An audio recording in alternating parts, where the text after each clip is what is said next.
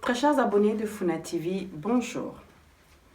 Les habitants du quartier Bujovu, dans la commune de Karisimbi, dans la ville de Goma, ont été obligés de rester chez eux ce samedi 28 novembre, pas pour une autre cause, mais pour le bouclage déclenché par la police nationale congolaise. Cette fuite a été très fructueuse, car la police a découvert sur place 8 armes, 10 chargeurs bien garnis, un stock de chanvre et plusieurs alcools, boissons fortement alcoolisées. Ainsi que 46 malfaiteurs ont été mis en arrêt, dont 13 sujets rwandais et un falsificateur de cartes d'enrôlement. C'est aux environs des 4 heures du matin de ce samedi 28 novembre que les habitants des avenues du quartier Bujovu ont été interdits de sortir de leur logis, pas pour une autre cause, c'est le bouclage amorcé par la police nationale congolaise. Après la fouille, la moisson est grande, 8 armes et 10 chargeurs bien garnis, un stock de chanvre, des boissons fortement alcoolisées, 46 présumés bandits sont mis aux arrêts. Ils ont été acheminés au bureau de la police des frontières, situé non loin de ce quartier. L'interrogatoire de la police démarre pour l'identification, prenant en témoin le chef de quartier et chef d'avenue. Sur place, parmi les présumés, 13 sujets rwandais, un falsificateur de cartes d'enrôlement. Célestin Baemouka est chef de quartier. Nous l'avons interrogé sur place. Un grand merci à la police, à l'armée et tous les services confondus. Nous disons grand merci puisque nous venons de retrouver 8 armes avec une grande quantité de chanvre, avec des boissons fortement alcoolisées. Vraiment, ces 8 armes, ça doit... Une suggestion de la loi sur les droits de peuples autochtones pygmées approuvée depuis le jeudi 26 novembre 2020.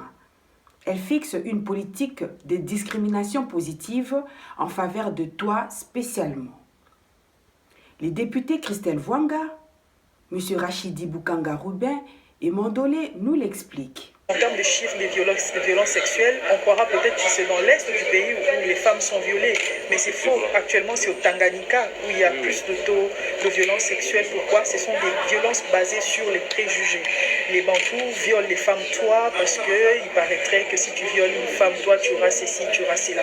Et cette loi est une discrimination positive à un peuple pour essayer de voir comment émanciper un peuple. Il y a même des collègues qui ont abondé dans le sens de dire que beaucoup d'entre eux étaient considérés comme des objets de commerce, mais justement, c'est parce qu'ils n'ont pas été émancipés. C'est la raison pour laquelle cette loi insiste sur l'éducation, l'instruction non formelle et formelle dès les bas âges pour permettre justement à ce peuple de sortir du joug de certains prédateurs.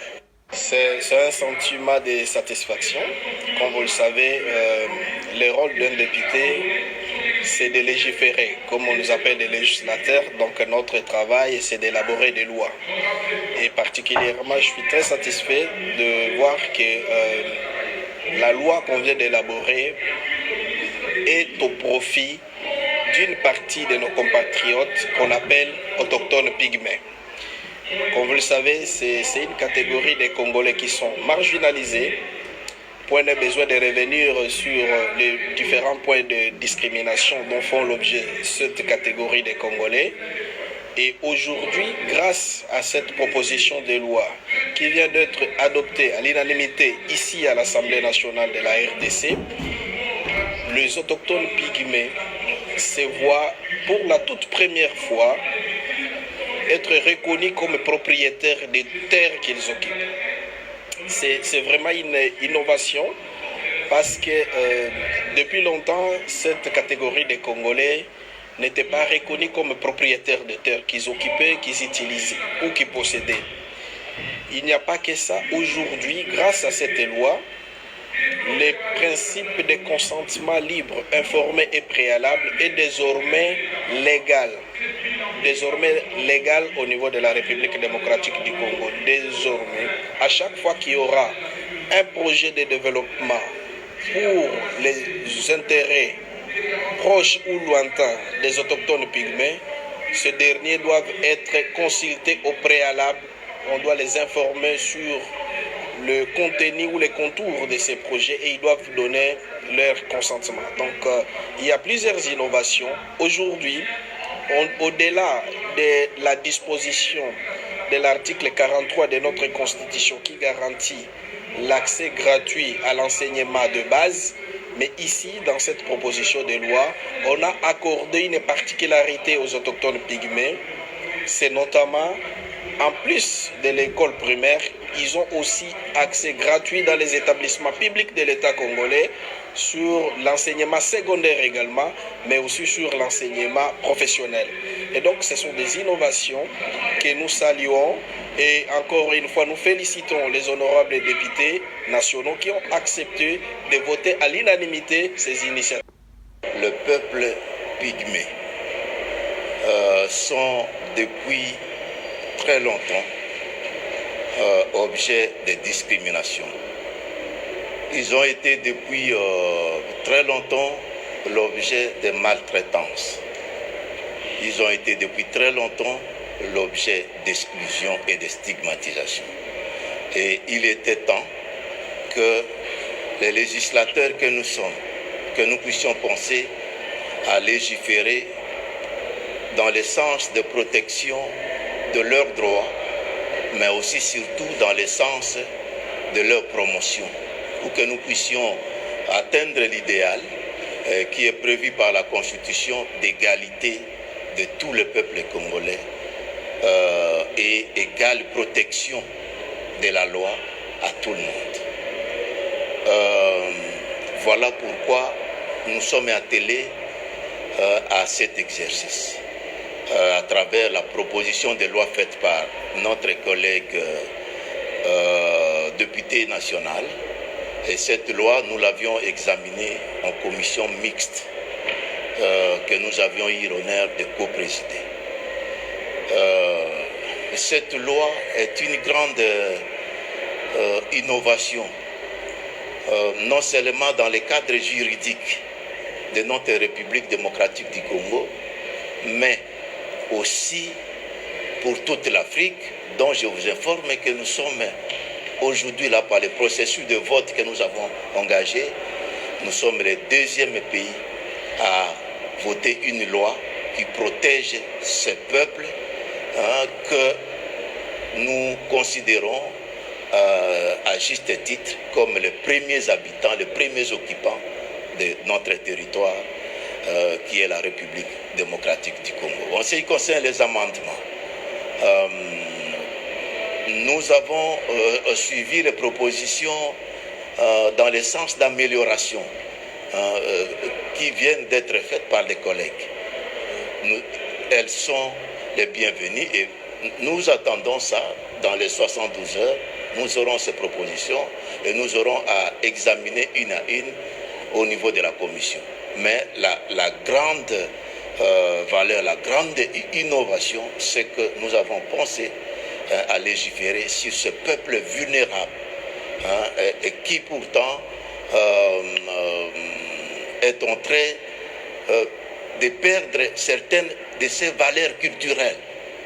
Vous voyez, aujourd'hui, si on ne fait pas attention, le peuple pygmée vont disparaître avec toute leur culture, avec cette armada, ce bagage de culture qu'ils ont. Je pense que cette loi va protéger à la fois leurs droits, leur promotion, mais aussi toutes les valeurs culturelles de ce peuple. Des policiers qui boivent et dansent pendant des heures de service.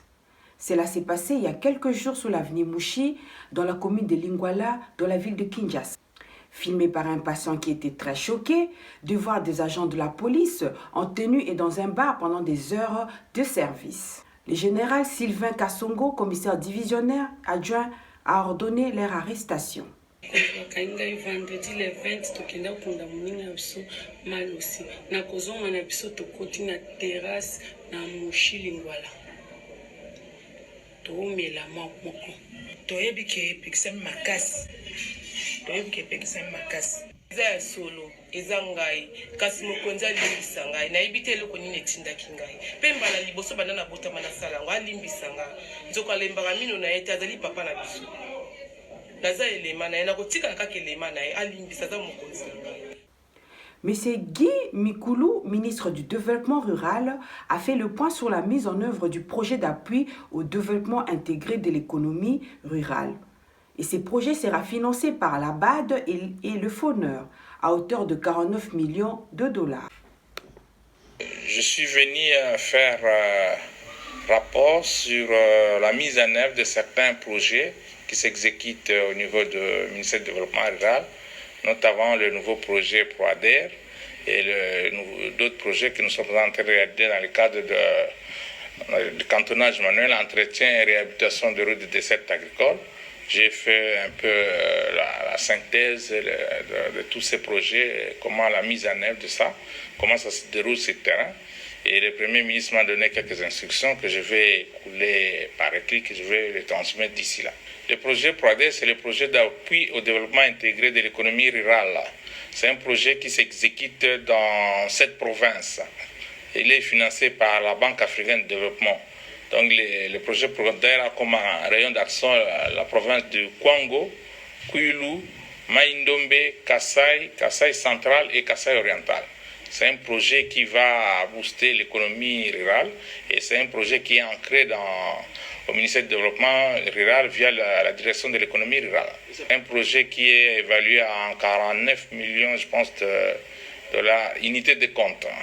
Depuis qu'on a lancé avec le Premier ministre, nous avons déjà évolué dans toutes les provinces du centre et les provinces de l'ouest. Ça veut dire en termes de démarrage des travaux, nous pouvons dire que les travaux ont démarré effectivement dans la province du Kwango, dans la province du Kwilu, province de Congo central. Et puis maintenant, nous sommes pendant le déploiement de matériel de cantonnage dans toute la partie centre et la partie ouest. Donc il nous reste maintenant la passation de marché pour le matériel pour la partie orientale. Ça veut dire province orientale, Grand Kivu et le Grand Katanga. Mais en ce qui concerne l'entretien par financement pour FONER, les 18 provinces, normalement, les clercs ont déjà démarré l'entretien de routes de desserte agricole. Merci. Merci beaucoup. Le général-major Chiwewe Songe Christian appelle l'armée congolaise à soutenir le chef de l'État, M. Félix Antoine Tshisekedi Tshilombo. Tikala fidèle n'est pas un président, Félix Antoine Tshisekedi. C'est lui le président de la République. La loyauté de son père Sandeye. Est-ce que tu as connu? La loyauté de son père Sandeye. Fidélité de son père Sandeye. Et Sengeli Totikala, les patriotes. Patriotisme. Raison pour laquelle les bureaux 5 dans toutes les unités et Sengeli Babandela Mosana Bangoya civisme. Civisme. Parce qu'une unité, on les entend la sang, civisme. Et cette unité, on les sait Koufa. Et Sengeli unité Nyoso. To Bandelande Puna, Koyebisa soldat, il est sous le drapeau.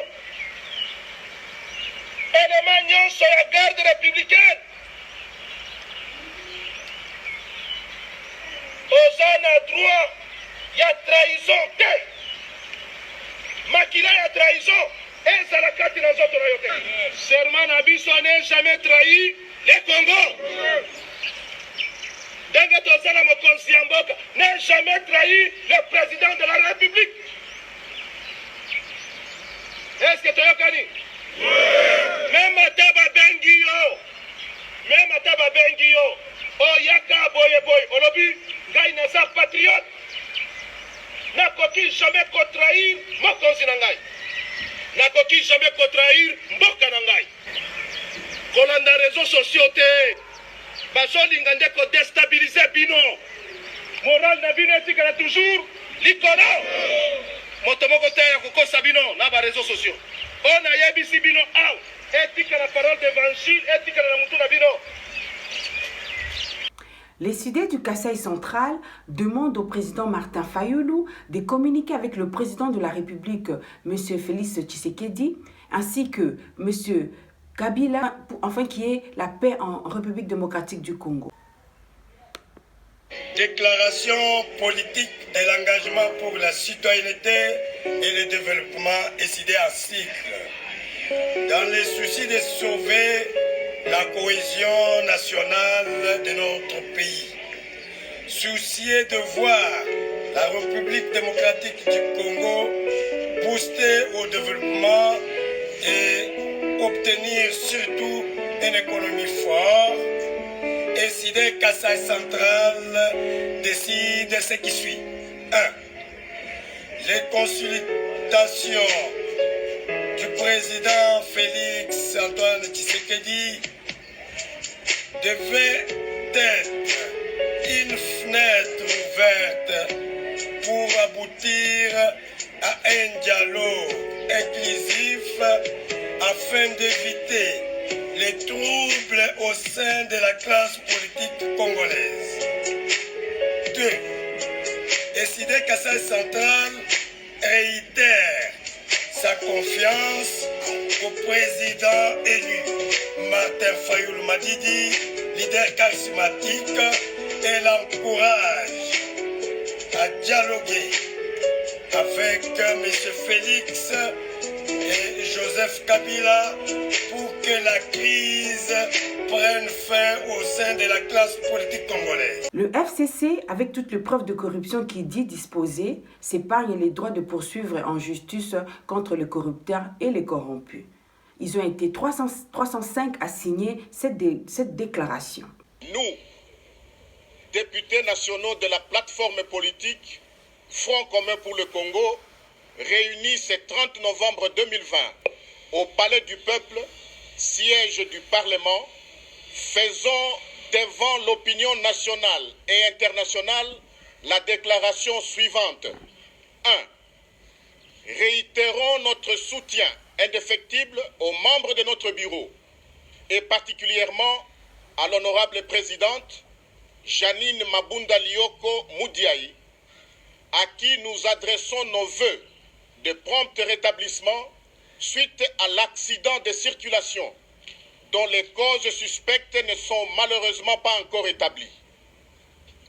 Il est inacceptable qu'en 2020, la première femme élue à cette haute fonction soit régulièrement victime d'un harcèlement politique d'une extrême violence par des attaques personnelles et des remarques sexistes d'un autre âge. 2. Prenons acte de l'ordonnance du Conseil d'État rendue le 23 novembre 2020 déclarant irrecevable la requête de notre collègue Fabrice Puela. Nous saluons cette décision allant dans le sens d'une justice équitable et condamnons la propension frénétique de certains acteurs politiques à recourir aux juges dans des domaines institutionnels et politiques qui ne les concernent pas en vertu des principes sacro-saints de séparation et indépendance des pouvoirs.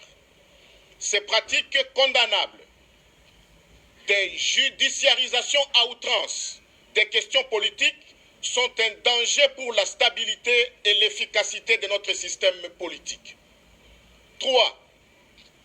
Condamnons les manœuvres de bas étage vouées à l'échec de certains acteurs politiques bien identifiés pour tenter de changer de majorité parlementaire usant des corruptions et des procédés fallacieux condamnables par nos lois récemment évoquées en plénière de notre institution. Vouloir acheter la conscience d'un élu légitime du peuple, c'est affaiblir la bonne gouvernance et la démocratie congolaise et biaiser la volonté du souverain primaire, seul détenteur du pouvoir au terme de l'article 5 de notre Constitution. Avec toutes les preuves de corruption qu'il détient, le Front commun pour le Congo se réserve le droit d'ester en justice contre le corrupteur et le corrompu. 4. La majorité parlementaire est bien identifiée pour une législature conformément à l'article 26 de notre règlement intérieur, déclaré comme conforme à la Constitution par la Cour constitutionnelle. Elle est physiquement présente par le biais des signatures des 305 députés présents à Kinshasa, reprise en annexe de cette déclaration et le sera chaque fois que de besoin, comme pour les différents votes au sein de la plénière. Affirmons qu'au vu du fonctionnement de notre système politique, la majorité parlementaire identifiée pour le Front commun pour le Congo assumera ses responsabilités et rien ne se fera légalement contre elle et sans elle. 6. Appelons tous les acteurs institutionnels et politiques à œuvrer pour la stabilité des institutions et la préservation du pacte républicain en ne prenant pas des initiatives qui énerveraient les dispositions de notre unique loi suprême, notre loi des lois, à savoir la Constitution. Le respect de la Constitution s'applique à tous, sans exception. Saluons l'organisation prochaine par notre institution de la 48e Assemblée plénière virtuelle du Front parlementaire SADC par notre pays, le 4 et le 5 décembre 2020 prochain. Pour la première fois, depuis la création de cet organe de notre communauté économique régionale d'Afrique australe, c'est une marque de confiance importante envers notre pays, notre peuple dont nous sommes les représentants légitimes et notre institution. Lançons un message d'encouragement à nos forces armées et de sécurité qui, jour et nuit, ne cessent de lutter pour notre intégrité territoriale et la protection de nos compatriotes et de leurs biens. Enfin, réitérons notre appartenance sans faille au Front commun pour le Congo, à son autorité morale, le président de la République honoraire, Joseph Kabila Kabange. La RDC a extradé vers le Rwanda un responsable de la rébellion SNRD. Nous vous remercions d'avoir suivi ce JT et nous vous disons à très bientôt. Bye bye.